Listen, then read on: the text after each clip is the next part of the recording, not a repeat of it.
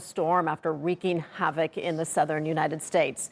Predicted to bring unprecedented damage and walls of water, Laura caused less mayhem than anticipated, but still left coastal areas with severe flooding.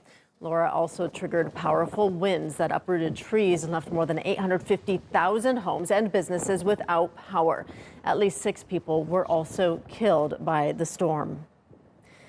All right, let's cross to Darren Lynn. He joins me now from Houston, Texas. Darren, what's the damage look like in the region from this hurricane?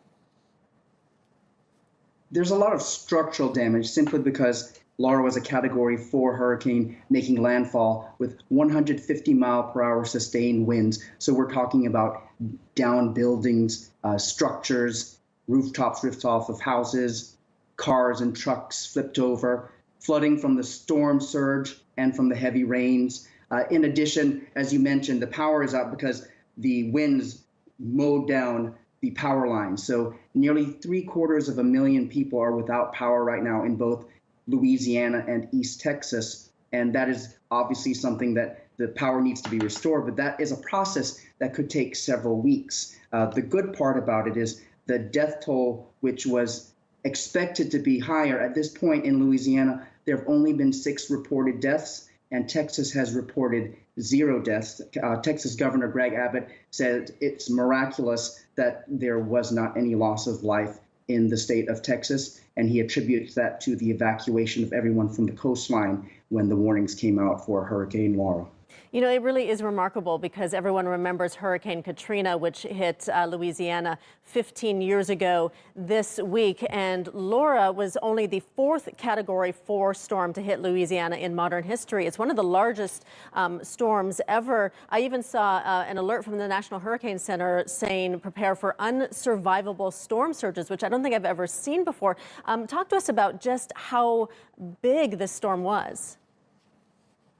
Well, you mentioned that Laura was a Category 4. In history, there have only been 4 Category 5 storms to hit the United States. That would be Hurricane Michael in 2018, which hit the southeast U.S., Florida, Georgia, Alabama. Hurricane Andrew in 1992, which hit South Florida, and Hurricane Camille in 1969, which hit Waveland, Mississippi, as well as the Labor Day hurricane of 1935, which hit the Florida Keys. But when you talk about destruction, that is still yet to be determined from Hurricane Laura, but the most destructive hurricanes in U.S. history, you just mentioned Katrina. Katrina made landfall as a Category 3, even though it had been a Category 5 in the Gulf for a time being. And the damage from Katrina was $160 billion. And the second largest damage total was Hurricane Harvey here in Houston back in 2017, which landed as a Category 4 here in Texas, and the damage from Hurricane Harvey was a total of $125 billion.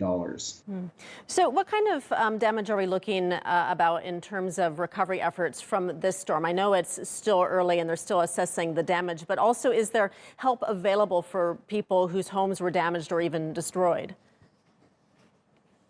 The first part of the damage, yes, the assessments are going to take time. Because of the storm surges, rescue operations and assessment can't take place because there's still plenty of floodwaters, because that storm surge was 9 feet, a water wall of 9 feet that came in 30 to 40 miles inland, and it's going to take a while to recede. But in terms of help for those who have lost their homes, which that's going to be a lot of people, at this point, they're in temporary shelters.